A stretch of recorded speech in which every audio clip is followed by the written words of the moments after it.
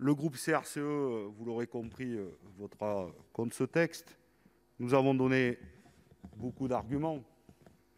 Nous en avons développé beaucoup avec l'ensemble des groupes de gauche. Nous pensons que c'est une erreur, une régression environnementale. Et on l'a vu, monsieur le ministre, il y a une question auquel vous avez peu ou pas répondu, notamment dans la question préalable de la présidente Assassi, c'est le risque d'inconstitutionnalité sur la rupture d'égalité. Et d'ailleurs, M. Bonhomme a raison, mais ça n'a pas été le seul. Que répondrons-nous demain à celles et ceux sur la noisette? J'ai lu l'Éveil de Haute-Loire. M. Duplon, notre collègue, posait la question des lentilles. Bref, le maïs. Quel argument nous leur opposerons lorsque nous avons dit oui pour la betterave?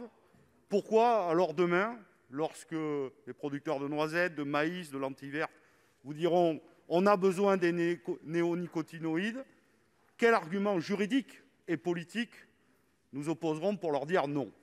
Et là, vous n'avez pas résolu le problème. Et puis la deuxième question, pour ne pas être trop long, il y a une vraie question, c'est quelle transition écologique nous voulons et qu'allons-nous faire dans les 3 prochaines années que nous n'avons pas pu, pas su, pas voulu faire dans les 4 dernières années. Et là, ça demandera des questions de moyens. Et par exemple, puisque vous avez répondu tout à l'heure, vous avez dit les haies, ça marche. Et dans le plan de relance, on va mettre 50 millions d'euros. On prend acte de cette question. Mais demain, comment nous allons agir concrètement et aider les agriculteurs sur cette question des haies et de d'autres? Dernière chose, il y a une profession à qui nous n'avons pas pensé, ce sont les apiculteurs. Ils sont 54 000. Nous produisons 20 000 tonnes de miel par an. Nous sommes 4e producteur mondial.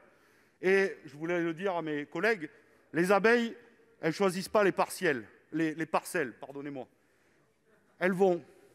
butinent partout. Le vivant est partout. Et on a un vrai changement de paradigme.